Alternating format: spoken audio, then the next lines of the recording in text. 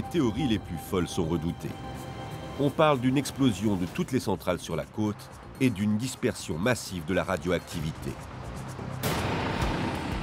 Il n'y a plus de temps à perdre. L'état d'urgence vient d'enclencher une véritable course contre la montre.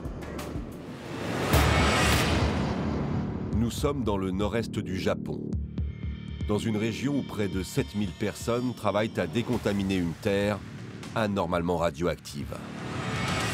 Cette terre, c'est celle de Fukushima. Ici. En l'espace d'une journée, tout a basculé dans un enchaînement infernal. D'abord un séisme, puis un tsunami. Enfin, une centrale nucléaire devenue une bombe en puissance. À la une, le Japon secoué comme jamais. Une centrale nucléaire en danger, des répercussions qui s'enchaînent. Le monde a les yeux rivés sur le Japon. Au cœur de toutes les angoisses, des réacteurs endommagés qui menacent le Japon tout entier. C'est un bruit assourdissant. Nous nous sommes tous regardés en nous demandant ce qui s'était passé. Le problème, c'est que si votre corium traverse le béton qui est sous le réacteur, vous avez directement toute la masse radioactive qui est dans l'environnement, qui est dans le sol. C'était la panique dans les villes, tout simplement parce que personne ne croyait à ce qu'ils voyaient.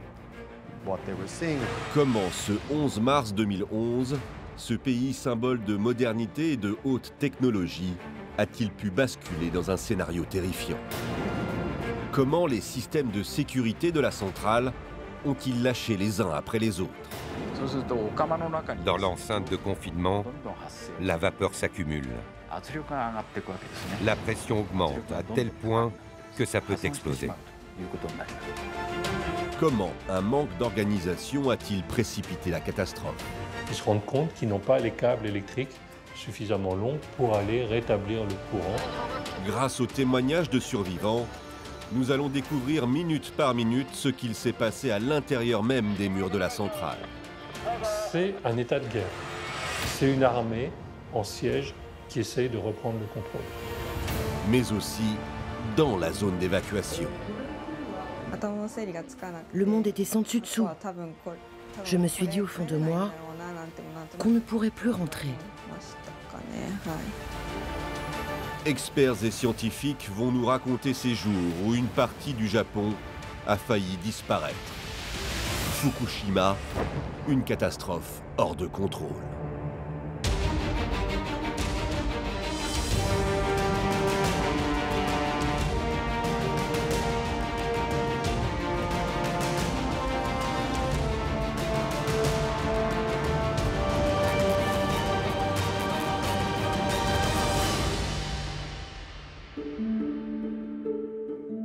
Nous sommes le vendredi 11 mars 2011 au Japon.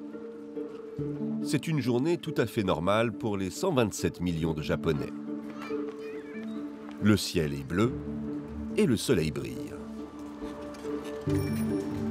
Quand soudain, à 14h46,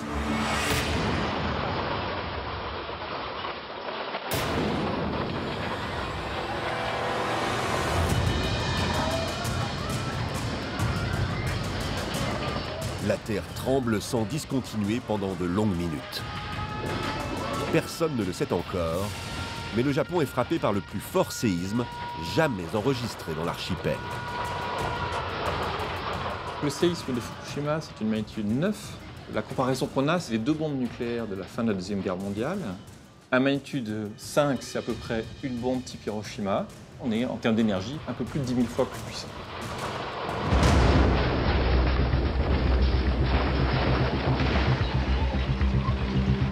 C'est la panique dans tout le Japon, et notamment à Tokyo et ses 37 millions d'habitants, menacés par des gratte-ciel qui vacillent. Ça a commencé doucement. On avait l'impression au début qu'il s'agissait d'un petit séisme.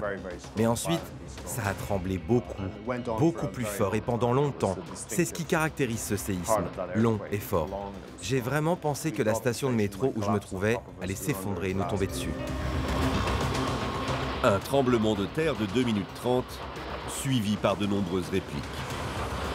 Pourtant, malgré ces images impressionnantes, ce n'est pas ici que le séisme est le plus violent.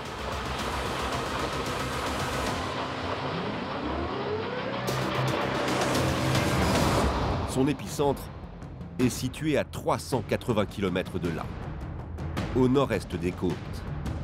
C'est la région de Fukushima qui est l'une des plus impactées. À l'image des autres habitants, Keiko Takahashi croit voir sa fin arriver. J'étais pieds nus. Je me suis accrochée à un arbre. Je ne savais pas quoi faire. J'étais abasourdie. Et je me suis dit, mais qu'est-ce que c'est que ça? C'est la fin du monde. Et pourtant, le pays est habitué au séisme. Le Japon est assis sur 3 plaques tectoniques. Des plaques en mouvement continu qui menacent à tout instant l'archipel. On a cette plaque Eurasie stable, qui est une plaque continentale. Donc en fait, c'est une plaque, on va dire, légère. Et puis on a la plaque Pacifique, qui est une plaque océanique, dense, qui veut plonger, elle est lourde. Et ce qu'il faut voir, c'est que le séisme, c'est vraiment la friction entre les 2 plaques. Impossible de résister à une telle force. Comme à Tokyo, de nombreuses infrastructures doivent être touchées dans le pays. Mais personne n'imagine à quel point ce séisme va avoir des conséquences dramatiques.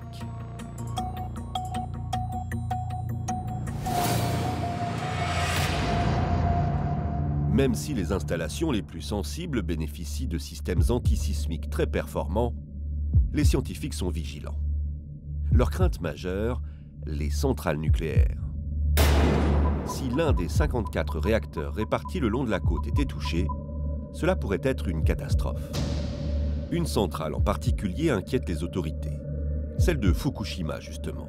Et ce n'est pas n'importe laquelle.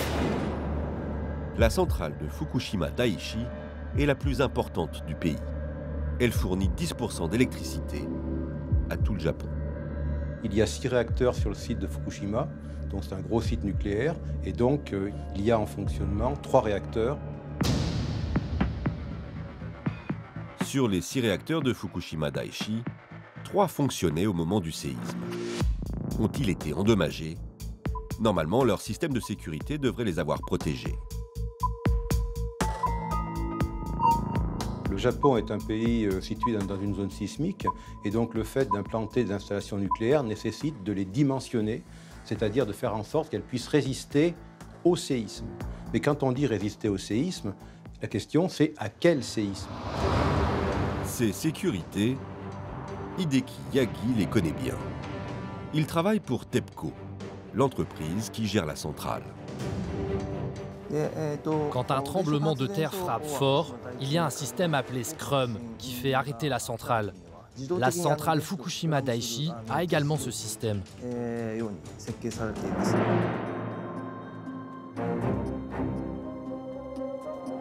En fonctionnement normal, des barres d'uranium plongées dans de l'eau produisent de la chaleur. C'est cette chaleur qui permet de créer de l'électricité. Au moment du séisme, des capteurs détectent les secousses et des barres de contrôle remontent automatiquement pour neutraliser cette réaction. C'est le système de Scrum. La réaction en chaîne s'arrête à un détail près. Même si vous avez arrêté le réacteur, ce n'est pas pour autant que l'énergie thermique n'est pas encore là. Et donc cette énergie, il faut l'évacuer. Le combustible, il faut continuer de le refroidir. Il dégage toujours beaucoup de chaleur et pour ça, on a besoin d'eau et d'électricité. Le tremblement de terre a détruit le réseau électrique de la région. La centrale doit donc subvenir elle-même à ses besoins en électricité. Elle met alors en marche sa propre énergie par le biais de générateurs diesel. Les réacteurs sont donc refroidis normalement. Les réacteurs ont réagi comme dans le livre en quelque sorte. Les dispositifs de sécurité sont mis en route. TEPCO confirme donc que la situation est sous contrôle. Mais ce que personne ne sait, c'est qu'en réalité, un événement bien plus grave va se produire. Et il est en train d'arriver.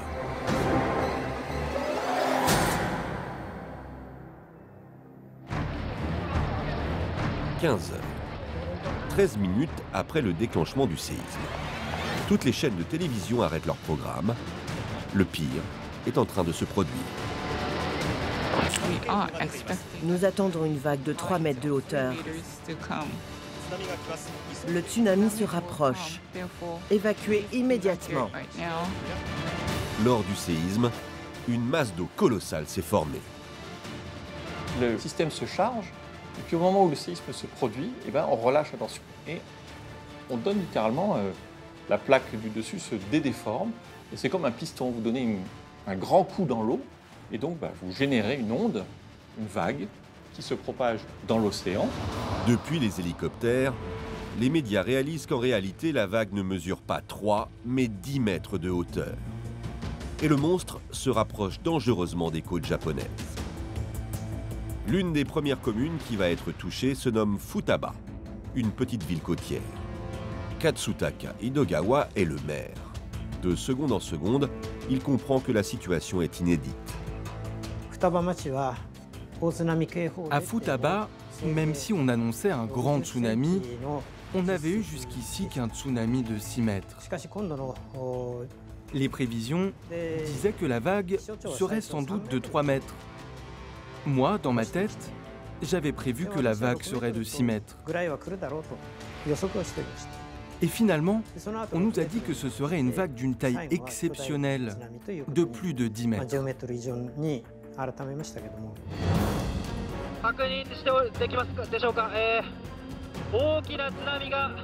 Difficile de s'en rendre compte, mais la vague est haute comme un immeuble de 4 étages. Elle est aussi 2 fois plus rapide qu'une vague classique, 200 km/h. En l'espace de quelques secondes, elle pénètre les territoires, détruit et submerge tout sur son passage.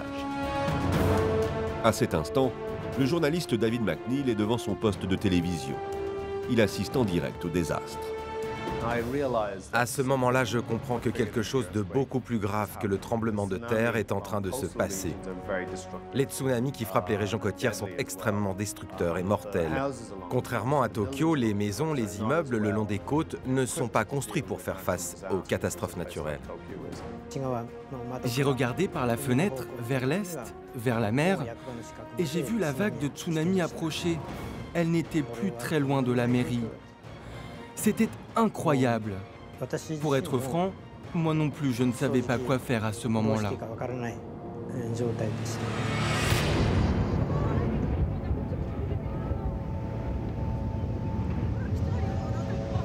Impossible d'agir. Et la vague est encore plus grande que prévu, jusqu'à 30 mètres de haut par endroit. Et elle ne s'arrête pas sur les côtes. Elle s'engouffre jusqu'à 10 km à l'intérieur des terres. Les structures tombent les unes après les autres. Maisons et immeubles sont détruits.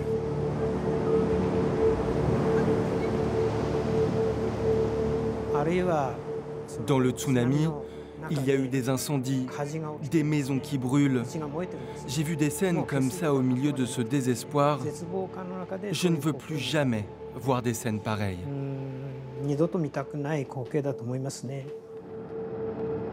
Une question se pose alors. La centrale de Fukushima a-t-elle résisté? Les autorités découvrent des images amateurs qui leur glacent le sang.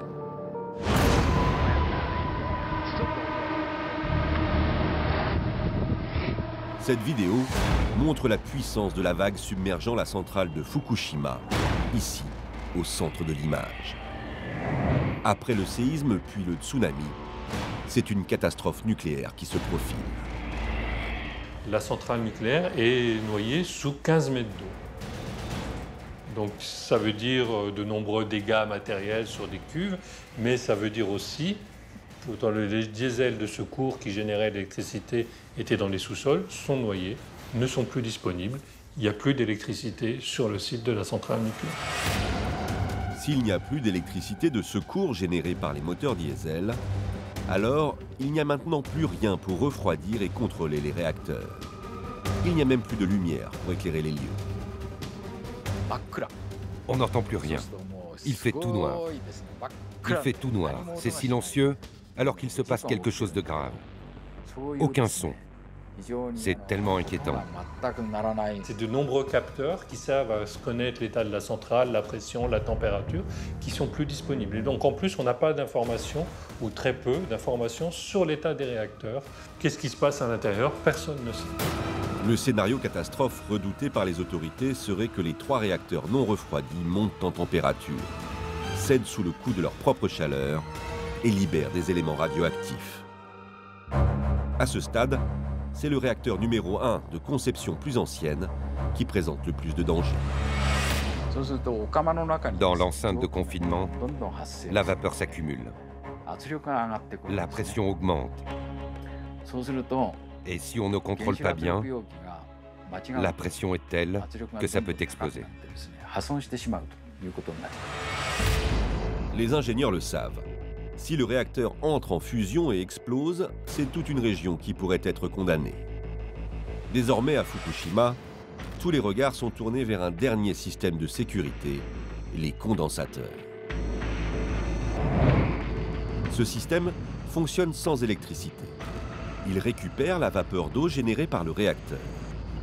Grâce à des bonbonnes d'eau froide, il crée alors un choc thermique qui permet de transformer la vapeur en eau. Cette dernière prend alors la direction du réacteur pour un nouveau cycle de refroidissement.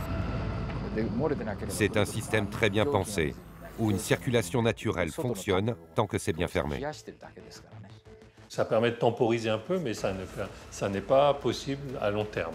Et donc l'urgence, c'est effectivement apporter de l'électricité sur le site de la centrale. Seulement voilà, le système ne fonctionne que 8 heures. Après ce délai, si l'électricité n'est pas rétablie, la centrale et le pays tout entier courent à la catastrophe.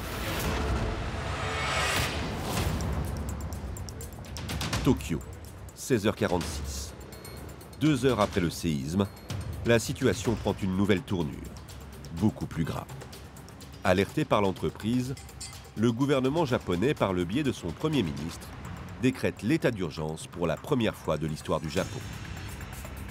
Fukushima n'est qu'à 250 km de la capitale nippone et ses 37 millions d'habitants. Il faut absolument éviter une évacuation, ou pire, une panique générale. Sous les vents dominants, ça peut aller jusqu'à 250 km de la centrale, l'évacuation. Et on touche l'agglomération de Tokyo. Les théories les plus folles sont redoutées. On parle d'une explosion de toutes les centrales sur la côte et d'une dispersion massive de la radioactivité. Il n'y a plus de temps à perdre. L'état d'urgence vient d'enclencher une véritable course contre la montre. À cet instant, tous les espoirs reposent sur des camions. 2 camions générateurs d'électricité. Grâce à eux, le fonctionnement normal des réacteurs devrait reprendre.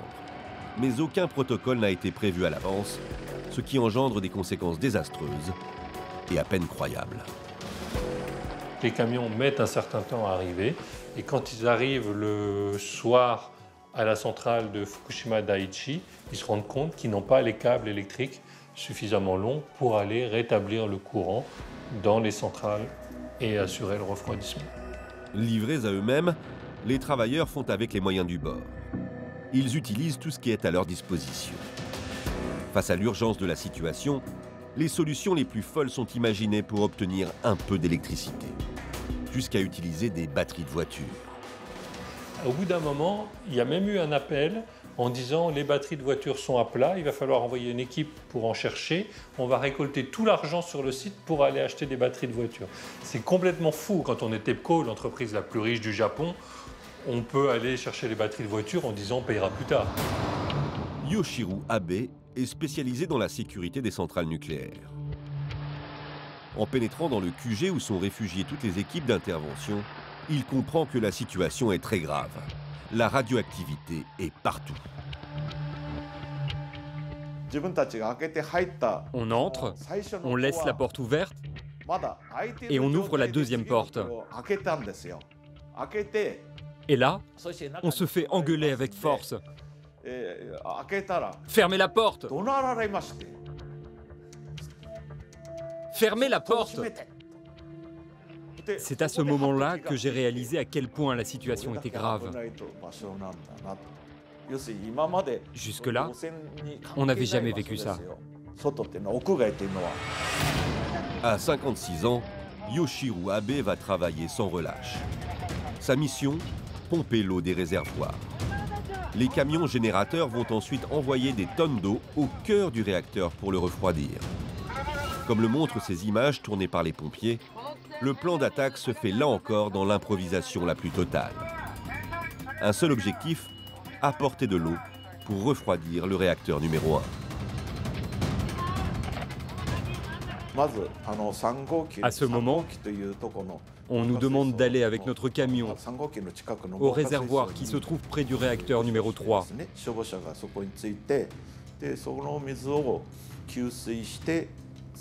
L'idée, c'est de pomper l'eau de ce réservoir et de l'acheminer vers les autres réservoirs.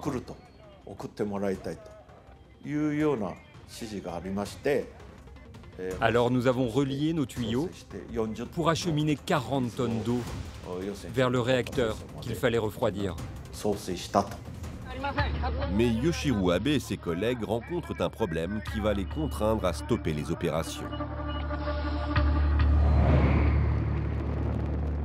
Sous l'effet de la chaleur, la pression ne cesse d'augmenter à l'intérieur du réacteur et les tuyaux des pompiers ne sont pas assez puissants pour faire pénétrer l'eau dans la cuve.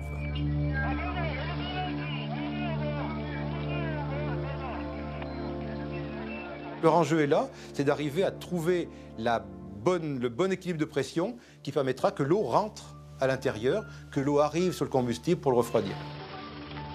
21 heures. C'est la confusion la plus totale. À la centrale, les hommes sont démunis et la situation devient critique. Le risque de catastrophe nucléaire n'a jamais été aussi fort. Quand les générateurs de secours se sont arrêtés, nous n'avions aucun moyen, plus aucun instrument pour connaître l'état du combustible dans le réacteur.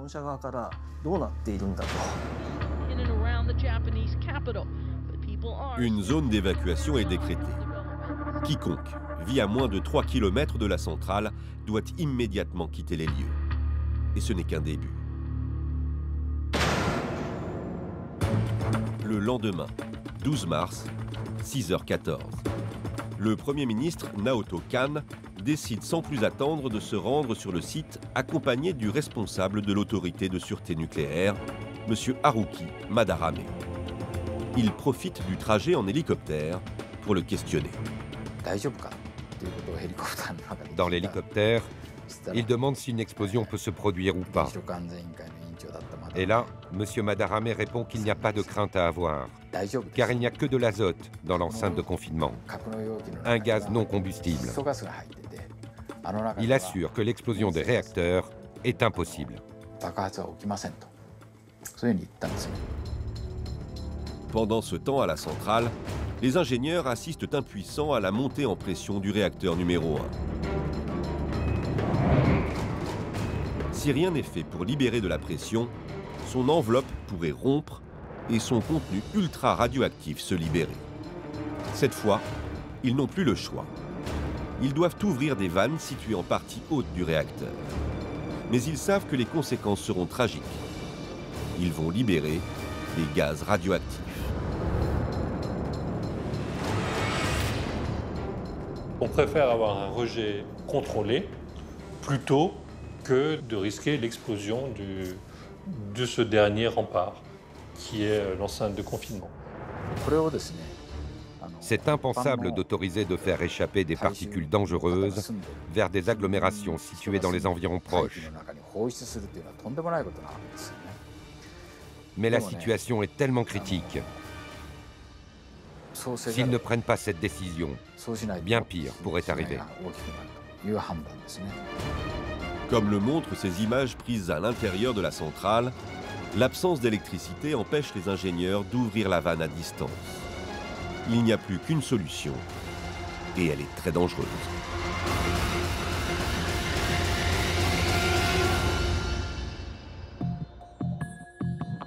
« 7 heures du matin. Dans la centrale de Fukushima, ingénieurs et opérateurs tentent de s'organiser pour cette mission à haut risque. Puisqu'il n'y a plus d'électricité, il va falloir ouvrir la vanne manuellement. Mais cette opération, pour faire baisser la pression dans le réacteur, est une grande première.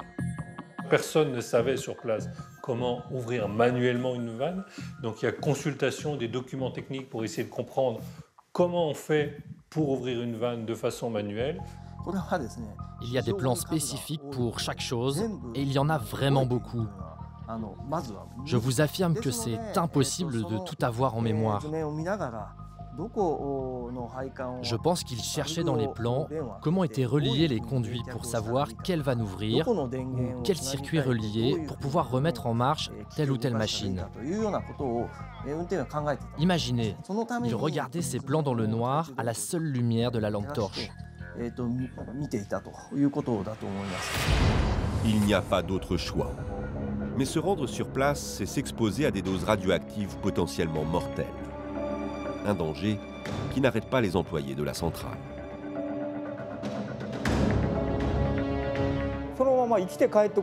C'est une situation où l'on ne sait pas si l'on reviendra vivant. Tout le monde a peur. Tout le monde hésite à se lancer. Et finalement, personne ne se propose. Et puis, les deux plus anciens disent qu'ils vont y aller. Et d'un seul coup, toutes les mains se lèvent.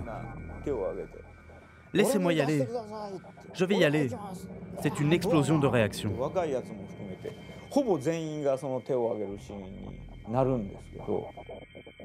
Face au nombre important de volontaires et pour augmenter les chances de réussite, deux équipes sont formées. Une fois sur place, elles n'auront chacune que 17 minutes et pas une de plus pour tenter d'ouvrir la vanne. Au-delà de ce temps, les équipes risquent de subir des doses mortelles de radiation. 9h04 dans la centrale de Fukushima.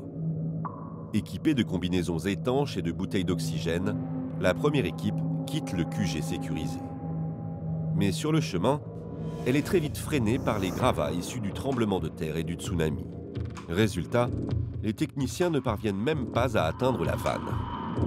Devant l'échec de la première équipe, le QG envoie l'équipe numéro 2. Elle va tenter sa chance en empruntant un autre chemin.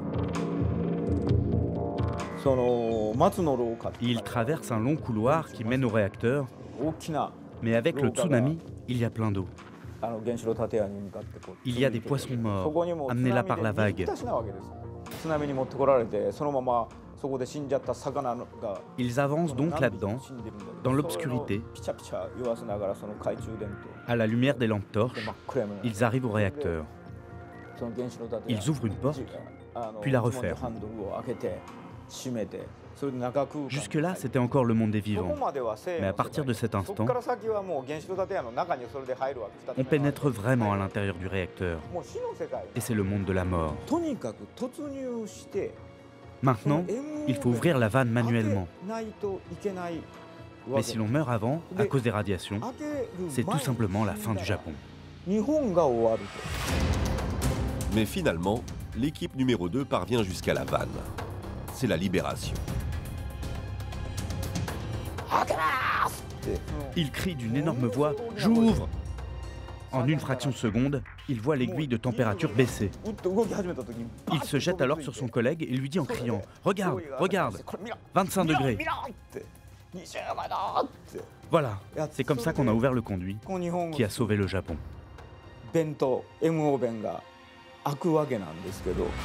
C'est un soulagement pour le personnel qui applaudit et qui, pour certains d'entre eux, n'avaient pas dormi depuis plus de 24 heures et qui vivaient dans un stress intense. Mais la joie des équipes ne sera que de courte durée. Car même si l'ouverture de la vanne a fait chuter la pression, elle a fait s'échapper des vapeurs radioactives et on ne sait pas où est-ce qu'elles se sont répandues. D'autre part, le combustible qui n'est pas refroidi continue de chauffer. Les ingénieurs ne le savent pas encore, mais une réaction hors de contrôle va alors se produire. Désormais, le monde entier a les yeux rivés sur Fukushima. En direct, les médias tentent de comprendre ce qu'il se passe dans l'enceinte de la centrale. On a entendu des choses comme la pression est en hausse. Est-ce de la vapeur radioactive qu'on a vu sortir de l'enceinte de confinement? Tokyo vit dans l'inquiétude. Les opérations de sauvetage ont-elles fonctionné? Les départs commencent à se multiplier et les ressortissants étrangers sont rapatriés dans leur pays. Tous ceux qui pouvaient fuir ont fui. Tous mes collègues ont soudainement pris des vacances en Thaïlande, à Hong Kong ou en Corée. Tout le monde pressentait que quelque chose de dramatique allait se produire. Mais que se passe-t-il réellement à Fukushima? Le journaliste David McNeil décide de rouler en direction de la centrale pour en savoir plus. Il rencontre alors des centaines de personnes qui fuient. Les locaux qui étaient toujours là et qui étaient dans leur voiture portaient tous des masques. Ils s'arrêtaient, faisaient des appels de phare, baissaient leurs vitres et disaient « Tonatikunda, où est-ce que vous allez ?»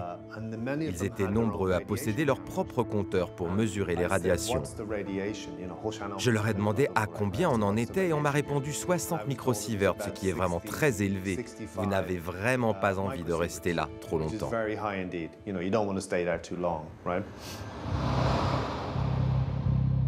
Miyako Baba fait partie de ceux qui doivent fuir. Elle habite à seulement 3 km de la centrale, en pleine zone rouge. Ici, l'évacuation est obligatoire. En cas d'accident nucléaire, elle sait qu'elle sera mortellement touchée. Il y avait des annonces de précaution à la télé. On nous disait qu'il fallait porter des masques. On devait porter des chapeaux. On devait porter des vestes. Il fallait se protéger. C'était la panique dans les villes, tout simplement parce que personne ne croyait à ce qu'ils voyaient. J'ai compris à ce moment-là à quel point c'est dur d'évacuer les gens. C'est impossible de mettre les sentiments de tout le monde à l'unisson. On a fait plein d'entraînements, plein d'exercices d'évacuation, mais le soir on rentrait chez nous, le sourire aux lèvres. C'était ça nos entraînements. On n'avait jamais fait d'exercice d'évacuation sans rentrer chez nous. Je n'arrivais vraiment pas à comprendre, à accepter. Le monde était sans dessus dessous. Je me suis dit au fond de moi qu'on ne pourrait plus rentrer. Moi, je ne savais pas quoi prendre. C'est dur de savoir ce qu'il faut prendre quand on fuit. On s'était dit qu'on irait jusqu'où on pourrait et qu'ensuite on laisserait la voiture si on n'avait pas le choix et qu'on prendrait un taxi. J'avais peur qu'on manque d'essence, alors à chaque feu, j'arrêtais le moteur. J'avais que ça en tête. Jusqu'où notre voiture allait bien pouvoir nous emmener. Faisant face pour la première fois à ce type de catastrophe, les civils n'ont pas conscience à quel point la radioactivité est un ennemi invisible. Pour moi, je dirais que ça s'apparenterait plutôt à un fantôme ou à un extraterrestre. On ne peut pas le voir ou le sentir, mais il est là. C'est difficile.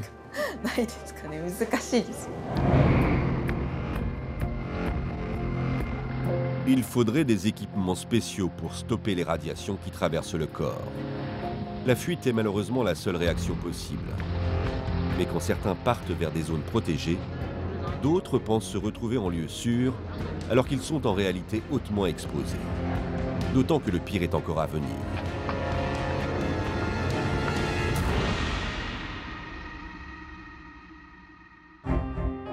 « 10h17. À la centrale, la situation paraît enfin maîtrisée. Mais en réalité, l'éventage du réacteur a seulement permis de retarder l'inévitable. Le fait d'ouvrir la vanne et de libérer la vapeur radioactive a fait baisser mécaniquement la pression dans le réacteur. Seulement le combustible étant radioactif, sa chaleur continue d'augmenter et de générer encore plus de pression. À un certain moment, une cascade d'événements non maîtrisables se met en œuvre. Quand il n'y a plus de refroidissement, cette eau s'évapore, les barres de combustible sont dénoyées, sont à l'air libre, et la vapeur d'eau sur la gaine de combustible, il y a une réaction chimique qui se crée. Au sein du réacteur, toutes les matières entrent en fusion et forment ce que les spécialistes appellent le corium, un mélange hautement radioactif de 2800 degrés, 2 fois plus chaud que de la lave. En coulant au fond de la cuve, ça va faire fondre le fond de la cuve, ça va traverser la cuve et ça va tomber dans le fond de l'enceinte de confinement. sur le béton très épais qu'il y a au fond de l'enceinte de confinement. Le problème, c'est que si votre corium traverse le béton qui est sous le réacteur, donc c'est plusieurs mètres de béton, vous avez directement toute la masse radioactive qui est dans l'environnement, qui est dans le sol, avec des transferts par le sol. Le corium représente un danger majeur, surtout à Fukushima. En effet, la centrale repose sur un sol directement en contact avec les eaux de l'océan. Si ce mélange hautement radioactif parvient à creuser le béton de la centrale, la menace pourrait donc largement dépasser le Japon et se répandre aux autres pays de l'océan Pacifique. Mais ce n'est pas tout. Dans le réacteur, alors que le corium se forme, d'autres phénomènes physiques entraînent la création d'un gaz, l'hydrogène. Or, au contact de l'air, l'hydrogène est extrêmement explosif. Et sous l'effet de la pression, il commence à s'échapper dangereusement de la cuve. À partir de 4% d'hydrogène dans une pièce où il y a de l'air, il y a un risque d'explosion. Et justement, à 15h36,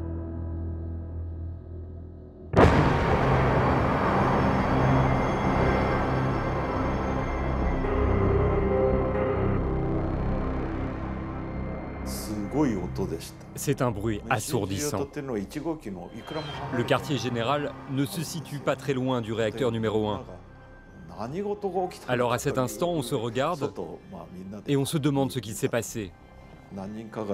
On sort tous pour voir. Plusieurs personnes sont blessées. Elles sont immédiatement évacuées. Visuellement, ça ressemble à du papier ou à des plumes qui volent dans l'air. Là, je me dis qu'on ne peut vraiment pas changer les choses, qu'on ne peut s'en remettre qu'à notre chance. Katsutaka Hidogawa, le maire de la ville voisine, assiste à la même scène apocalyptique. Du ciel tombent des flocons de l'explosion.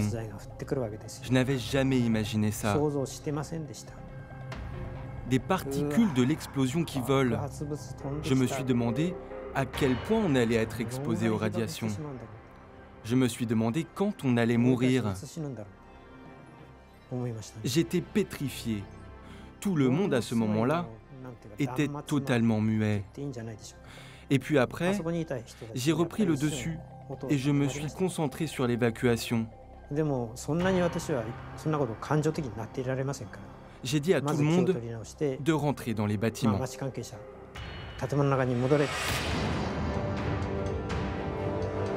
La situation à Fukushima peut-elle encore s'aggraver?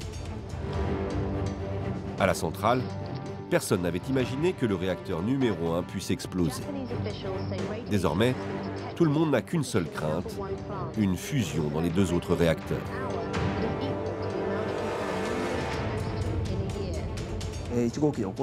Comme dans le réacteur numéro 1, si le refroidissement dans les réacteurs numéro 2 et 3 ne fonctionne pas, alors il se pourrait qu'il y ait aussi une explosion à l'hydrogène. Je pense que tout le monde avait cela en tête. Un réacteur en particulier inquiète, le numéro 3. C'est le plus dangereux car il contient à la fois du plutonium et de l'uranium. Ce mélange à haut risque porte un nom, le MOX. Dans le MOX, le plutonium est plus toxique. Et donc, si, en cas de dispersion, c'est plus dangereux. Et aussi, il fusionne plus facilement. Sa température de fusion est plus basse. Donc, le risque de fusion arrive plus rapidement et les conséquences peuvent être plus graves si jamais on n'arrive pas à maintenir le confinement. Les hommes de Fukushima n'ont plus le choix. Ils doivent maintenir le réacteur numéro 3 confiné. Malheureusement, les choses vont une nouvelle fois virer au drame.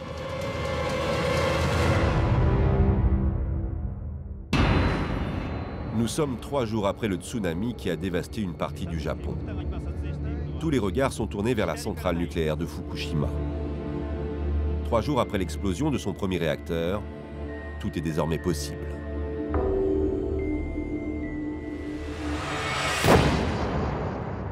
Il est 11h01 ce 14 mars quand l'impensable se produit. Une explosion vient de souffler l'enceinte du réacteur numéro 3 et le haut du bâtiment est entièrement éventré. Que faut-il faire? Les équipes de la centrale n'ont pas de réponse. Et face à cet ennemi invisible, ils sont à bout de force. On est au mois de mars, il fait froid, Il n'y a pas de nourriture, il n'y a pas d'électricité, donc ils dorment dans le noir par terre. Ils ont des rations de survie de l'armée qui leur ont été envoyées. Donc c'est un état de guerre.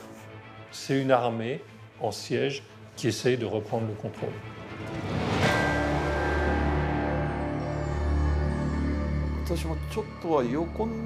Je crois que je me suis allongé par moments, mais en fait, j'ai plus le souvenir de m'être assoupi le dos contre le mur.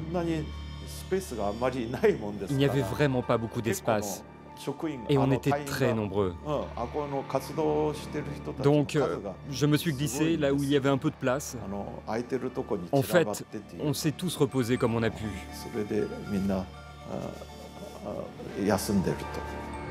Il faut pourtant faire face à la catastrophe. Le défi pour ces équipes de la centrale est maintenant double. Non seulement il faut refroidir autant que possible les réacteurs 1 et 3 qui ont explosé, mais aussi tout faire pour que le réacteur 2 n'explose pas à son tour. Seulement les équipes sont confrontées à un obstacle.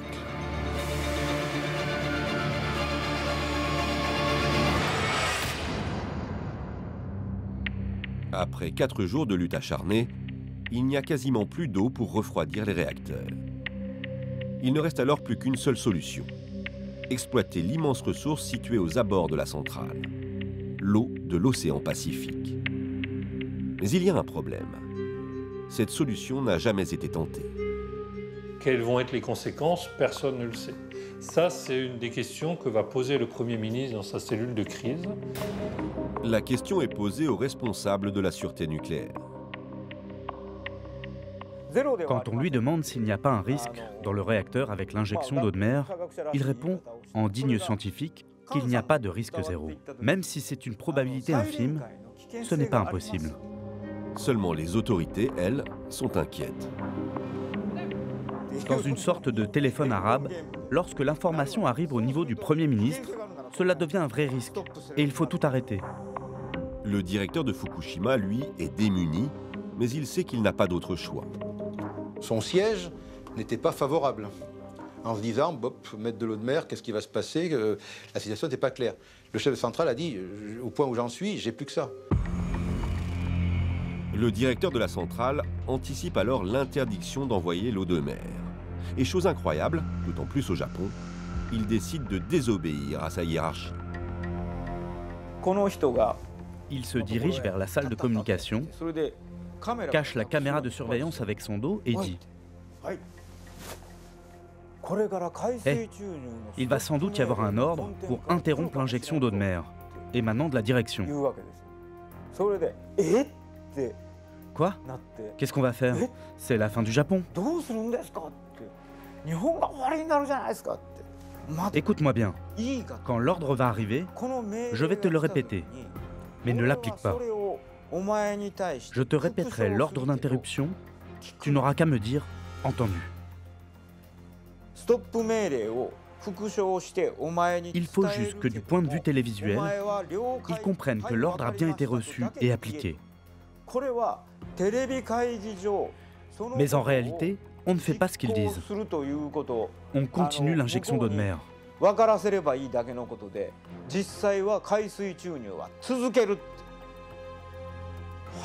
D'accord. Quoi qu'il arrive, on doit continuer l'injection d'eau de mer. Quel que soit le contenu des échanges de la téléconférence, ignore-les. Transmets ça à toutes tes équipes. Avec cette eau de mer, il va falloir refroidir les réacteurs détruits, mais aussi maintenir la température du réacteur numéro 2, qui menace à son tour d'exploser. Seulement à ce stade, n'est-il pas déjà trop tard pour que cette solution puisse fonctionner? Le 15 mars, vers 6 h du matin, boum! Une explosion se produit dans un bruit puissant, et soudain, plus de pression dans le réacteur numéro 2. En réalité, il vient d'exploser. C'est arrivé. Le pire est arrivé.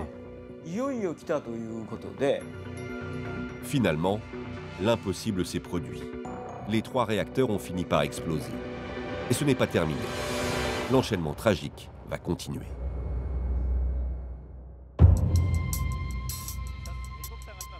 Sur les 6 réacteurs de la centrale, l'un d'entre eux, le numéro 4, abrite sous son toit une piscine de stockage de déchets nucléaires. Or, 5 jours après l'arrêt des systèmes de refroidissement, l'eau de la piscine est passée de 30 à 85 degrés et commence dangereusement à s'évaporer. Au fur et à mesure, l'eau qui se trouve dans les piscines s'évapore. Mais le combustible, lui, continue de chauffer.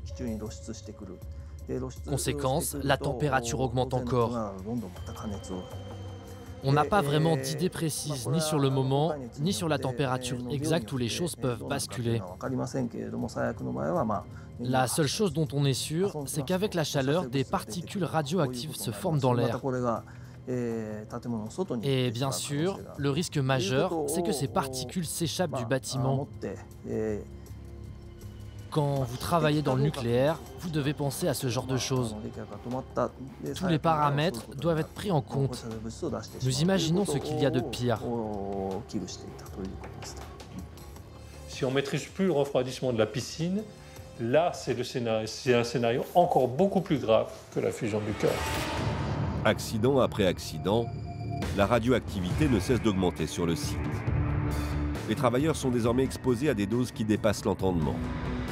11 930 microsieverts par heure. C'est près de 300 000 fois la radioactivité naturelle. Je me suis dit que c'était impossible qu'un homme ayant reçu une telle dose de radiation puisse travailler dans un endroit pareil. Aussitôt, une décision est prise. L'ordre est donné. Tout le monde, à part une poignée de personnes et les directeurs des divisions, doit être évacué. Et c'est la panique. Mardi 15 mars à 19 h, soit 4 jours après le début de la catastrophe, le directeur de la centrale, Masao Yoshida, décide de garder une cinquantaine de personnes avec lui pour poursuivre le combat. Il choisit ceux qui vont aller mourir avec lui. Si le premier groupe meurt, on envoie le deuxième. Et ainsi de suite. On peut faire comme ça 10 batailles. À l'extérieur, le combat se poursuit. Avec le réchauffement des piscines, des vapeurs radioactives sont soumises aux 4 vents. Ce n'est donc plus seulement le Japon, mais le monde entier qui paraît menacé. Pour contenir la radioactivité, les hommes vont se battre encore pendant 9 mois. Leur enjeu, c'était mettre de l'eau pour noyer le corium et faire en sorte de le refroidir, d'arriver à le bloquer là où il était. On a envoyé l'armée, des hélicoptères qui sont venus verser de l'eau par-dessus. Mais le taux de radioactivité au-dessus des réacteurs a été tel qu'ils n'ont pas pu approcher. C'était arroser, enfin éteindre un incendie avec une tasse, quoi. Un travail de fourmi particulièrement risqué.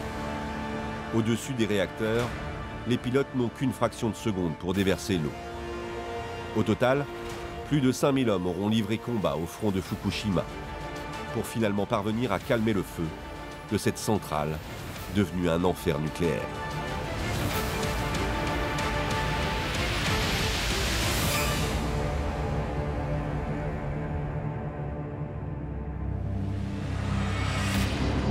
Aujourd'hui, les abords de la centrale sont totalement déserts. La zone interdite est immense, l'équivalent de 52 000 terrains de football. Ici, toutes les structures, toute la terre doivent être décontaminées. Pour cela, une seule solution, le stockage. Dans la région de Fukushima, il y a des décharges de matières radioactives à perte de vue. 22 millions de mètres cubes, soit plus de 660 000 containers. Que vont devenir les déchets radioactifs qui sont entreposés dans ces décharges? Ils disent qu'elles sont temporaires, mais ça ne bougera jamais, parce que personne ne les accepterait. Ces déchets sont là pour toujours. Les déchets, c'est aussi les masses d'eau qui servent toujours à refroidir les réacteurs. Depuis 2011, TEPCO utilise quotidiennement 350 tonnes d'eau. Une eau qui est ensuite stockée dans l'un de ses 580 réservoirs. En tout, c'est plus de 770 000 tonnes d'eau radioactive qui sont entreposées ici, soit près de 300 piscines olympiques. C'est un vrai combat pour l'eau contaminée. C'est une guerre que mène TEPCO, et sur les 7000 travailleurs qui sont sur le site de la centrale, il y en a à peu près la moitié qui sont là que pour la gestion de l'eau contaminée. Nous ne pouvons pas continuer à stocker cette eau indéfiniment. La technologie actuelle est en mesure de décontaminer tous les éléments, sauf un, le tritium. À cause de lui, l'eau reste malheureusement très radioactive. Nous réfléchissons encore à l'heure actuelle à ce que nous allons en faire. Ce n'est pas seulement l'entreprise TEPCO qui doit prendre la responsabilité de cette décision, mais le gouvernement, la société civile tout entière. Plusieurs questions se posent. Faut-il continuer à stocker cette eau ou bien faut-il la déverser dans l'eau de la mer? Ou encore imaginer d'autres solutions? Pour l'heure, il n'y a malheureusement aucune réponse. Jusqu'à maintenant, sur le site de Fukushima, seules les piscines de déchets dans le réacteur numéro 4 ont pu être vidées. Pour assurer une décontamination totale, il faudrait réussir à extraire l'élément le plus radioactif, le corium. Tout d'abord, nous ne connaissons pas l'état du combustible aujourd'hui, car nous ne pouvons toujours pas accéder à l'intérieur du bâtiment. Les scientifiques ont dû faire preuve de beaucoup d'imagination. Toutes les innovations ont été imaginées pour pénétrer là où l'homme ne peut plus aller, notamment là où le débit de dose, la dose de radioactivité absorbée, est trop forte. Ils ont essayé d'envoyer des robots aussi dans l'enceinte de confinement pour filmer, pour prendre des débits de dose. Alors là, on a des débits de dose qui explosent. C'est des doses létales en quelques heures. Donc si on envoie un humain, il meurt en peu de temps dans l'enceinte de confinement actuellement. Donc il est hors de question de lui envoyer des humains. Et même l'électronique des robots n'arrive pas à tenir longtemps. Donc là, il y a un vrai défi technologique. Et pour ça, TEPCO dit j'en ai pour minimum 40 ans.